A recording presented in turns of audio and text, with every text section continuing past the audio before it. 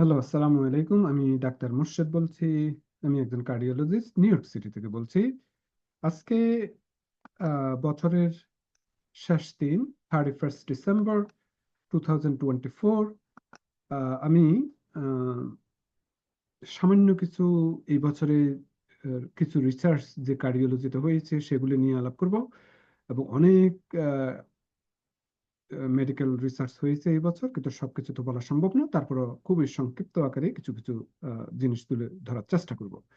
তো একটা হচ্ছে যে দুটো সাইকিয়াট্রিক মেডিসিন, যেমন যারা আহ, আপনার কোয়েটিয়াপাইন বা হ্যালোপেরিডল এই ধরনের মেডিসিন নিয়ে থাকে সাইকিয়াট্রিক ইস্যুর জন্য, তাদের ক্ষেত্রে দেখা গিয়েছে যে ইকেজি খুবই অ্যাবনর্মাল হওয়ার সম্ভাবনা থাকে, যেটাকে আমরা কিউটিসি প্রলঙ্গেশন বলে থাকি। এবং এই কিউটিসি প্রলঙ্গেশনটা ভেন্ট্রিকুলার অ্যারিথমিয়া করে থাকে এবং অনেক সময় সাডেন কার্ডিয়াক ডেথও করে থাকে। তো সুতরাং যারা এই ধরনের মেডিসিন নিয়ে থাকেন তারা খুবই কেয়ারফুল থাকবেন, যাতে কোনো ধরনের ইকেজি অ্যাবনর্মালিটি না হয়ে থাকে এবং কোনো ধরনের পালপিটেশন না হয়ে থাকে। তারপর নাম্বার টু যেটি বলবো সেটা হচ্ছে যে ইন্টারমিটেন্ট ফাস্টিং। ইন্টারমিটেন্ট ফাস্টিং খুবই পপুলার, যারা ওজন কমানোর জন্য অনেকক্ষণ না খেয়ে থাকেন। আম, তো এই ব্যাপারে কিছু বলবো। একটা রিসার্চ হয়েছে, বলছেন যে টাইম রেস্ট্রিক্টেড ইটিং, যারা 8 ঘন্টা বা নিচে পর্যন্ত না খেয়ে থাকে এবং তাদের সাথে কম্পেয়ার করছে যারা 12 to 16 আওয়ার উইন্ডো পিরিয়ডে না খেয়ে থাকেন, দেখা গেল যে ইন্টারমিটেন্ট ফাস্টিং less than 8 আওয়ার্সের সাথে আহ, একটি সম্পৃক্ততা আছে হার্ট ডিজিজ হওয়ার এবং হার্ট ডিজিজ থেকে অনেক সময় মৃত্যুবরণ করার। এটিও একটা জার্নালে প্রকাশিত হয়েছে। তো সুতরাং টাইম রেস্ট্রিক্টেড ইটিং, যে ওজন কমানোর জন্য আগে যেরকম ইন্টারমিটেন্ট ফাস্টিং করতেন, সে ব্যাপারে একটু কেয়ারফুল থাকবেন। তারপর হচ্ছে যে আরেকটা রিসার্চ হচ্ছে যে কমন সুগার সাবস্টিটিউট। হ্যাঁ, যেমন জাইলোটল, যাদের ডায়াবেটিস আছে তারা অনেক সময় সুগার অল্টারনেটিভ সুগার নিয়ে থাকেন, যেগুলি জিরো ক্যালোরি জিরো সুগার বলে থাকি। তো এই ধরনের একটা রিসার্চে দেখা গিয়েছে যে জাইলোটল আপনার ব্লাডের মধ্যে ক্লট সৃষ্টি করে থাকে এবং সেটি পরবর্তীতে আপনার যে কোনো ধরনের কার্ডিওভাস্কুলার ডিজিজ করতে পারে। এছাড়াও এই সুগার সাবস্টিটিউটটা ডায়াবেটিকদের যারা নিয়ে থাকেন তাদের ক্ষেত্রে আবার অনেক সময় গাম ডিজিজও হওয়ার সম্ভাবনা বেশি। তারপর আরেকটি বলবো, সেটি হচ্ছে যে ক্যানাবিস মিন্স মারিওয়ানা। মারিওয়ানা এখন অনেক স্টেটে, আমাদের নিউ ইয়র্কে পরিচিত, ইয়ং জেনারেশন কাছে অনেক পপুলার। কিন্তু আগে এতদিন যেহেতু এটি এক সময় এটি ইলিগাল ছিল এবং পরবর্তীতে এটা লিগ্যাল করা হয়েছে, যার ফলে এখন অনেক রিসার্চ হচ্ছে এবং এই রিসার্চে দেখা গিয়েছে যে মারিওয়ানা যারা নিয়ে থাকেন তাদের ক্ষেত্রে অনেক হার্ট অ্যাটাক এবং স্ট্রোক হওয়ার ঝুঁকি খুবই বেশি থাকে, রিগার্ডলেস অফ টোবাকো ইউজ। মানে আপনি সিগারেট স্মোকিং করেন কি না করেন সেটা ব্যাপার না, কিন্তু আপনি যদি এই ধরনের ক্যানাবিস নিয়ে থাকেন, তাহলে তাদের ক্ষেত্রে কার্ডিওভাস্কুলার ডিজিজ এবং স্ট্রোক হওয়ার সম্ভাবনা অনেক অনেক গুণ বেড়ে যায়। সুতরাং এই ব্যাপারে কেয়ারফুল থাকবেন।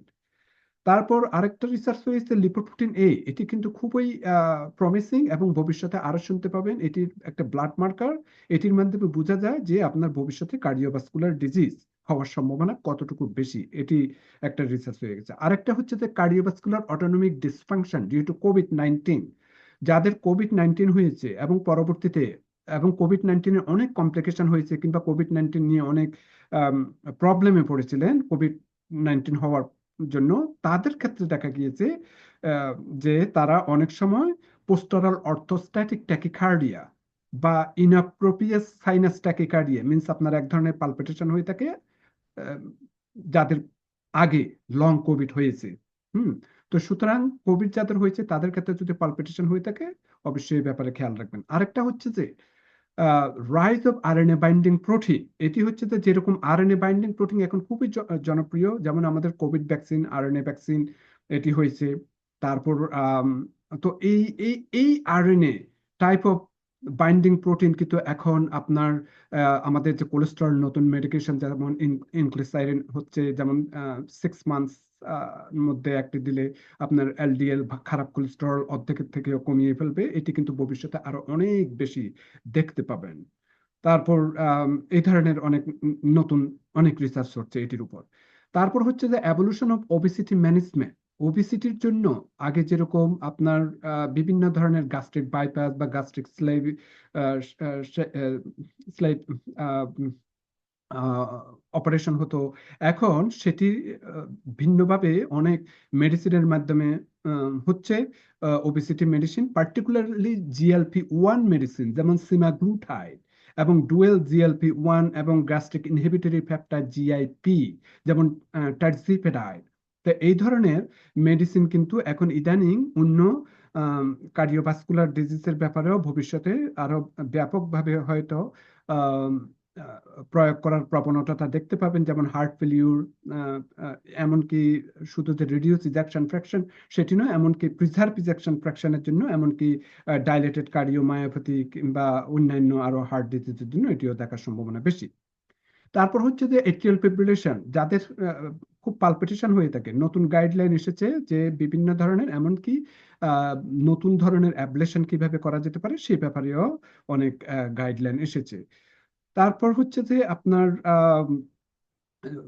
বিশেষ করে করোনারি আর্টারি ডিজিজ যাদের হয়েছে, মিনস যাদের হার্ট অ্যাটাক হয়েছে, FDA অ্যাপ্রুভ করেছেন কোলসিসিন মেডিসিন, যেটি করোনারি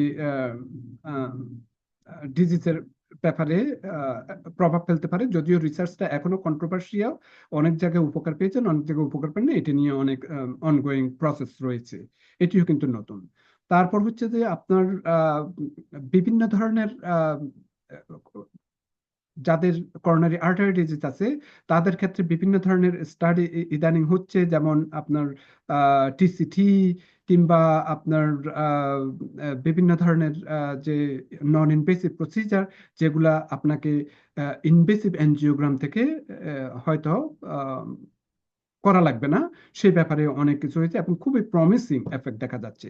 তারপর হচ্ছে যে হাই সেন্সিটিভিটি CRP, এটি কিন্তু আপনার ডিসাইড করে থাকে যে আপনার কিরকম ভবিষ্যতে আপনার কার্ডিওভাস্কুলার ডিজিজ হতে পারে। যদিও CRP, ESR এগুলি খুবই কমন ইনফ্ল্যামেটরি মার্কার, যারা রিউমাটয়েড আর্থ্রাইটিসে ভোগেন কিংবা রিউমাটোলজিস্টরা এই ধরনের ব্লাড টেস্ট করে থাকেন। কিন্তু ইদানিং এই হাই সেন্সিটিভিটি CRPর উপরও অনেক কিছু অ্যাসেস করা যেতে পারে যে ভবিষ্যতে কার্ডিওভাস্কুলার ডিজিজ হচ্ছে কিনা।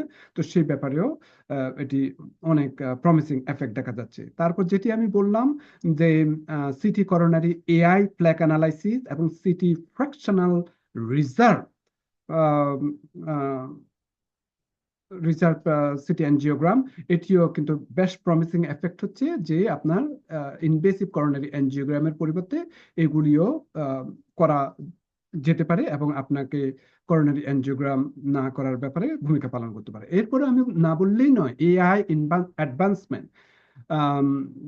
বর্তমান যুগে যে AI বিভিন্ন জায়গায় যে AI যে যে প্রভাব ফেলছে সেটি কার্ডিওভাস্কুলার এর ব্যাপারেও, এবং এই মডেলটি এখন ইদানিং অনেক জায়গায় আপনার খুবই দারুণ একটা প্রভাব ফেলছে। এমনকি কার্ডিওভাস্কুলার বিভিন্ন ইমেজিং, যেমন সিটি এনজিওগ্রাম বলেন কিংবা MRI কিংবা কার্ডিয়াক সিটি স্ক্যান কিংবা 3 ডিমেনশনাল একো, এগুলোর ব্যাপারে যথেষ্ট ভালো ভূমিকা পালন করছে এবং অদূর ভবিষ্যতে আমরা আরো অনেক অনেক দেখতে পাবো।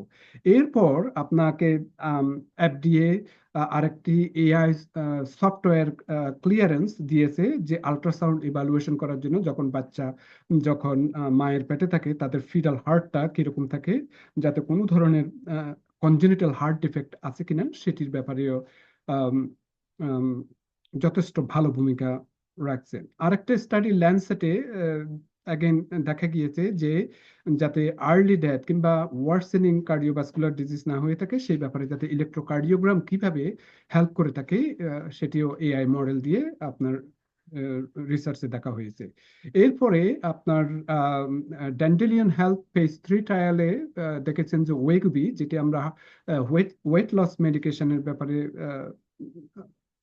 আমরা নিয়ে থাকি, এবং দেখা গিয়েছে যে অ্যাডভার্স কার্ডিওভাস্কুলার ইভেন্ট কিন্তু 20% কাট ডাউন করতে পারে, এমনকি হার্ট ফেলিউর রিলেটেড সিমটমের জন্য এই মেডিসিনটা অদূর ভবিষ্যতে আরো অনেক বেশি দেখতে পাবেন।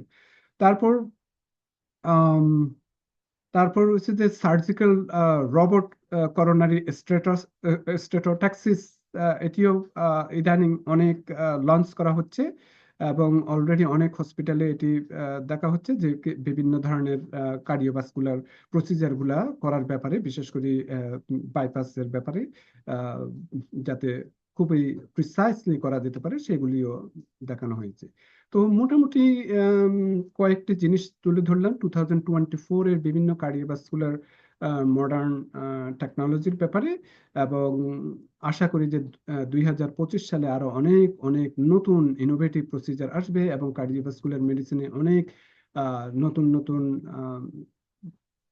অ্যাডভান্সমেন্ট সংযোজন হবে, যেগুলো আমাদের সবার জন্য অনেক অনেক কল্যাণ বয়ে আনবেন। আম, তো সবাই ভালো থাকুন, এবং আশা করি ভিডিওটা ভালো লেগেছে। Thank you.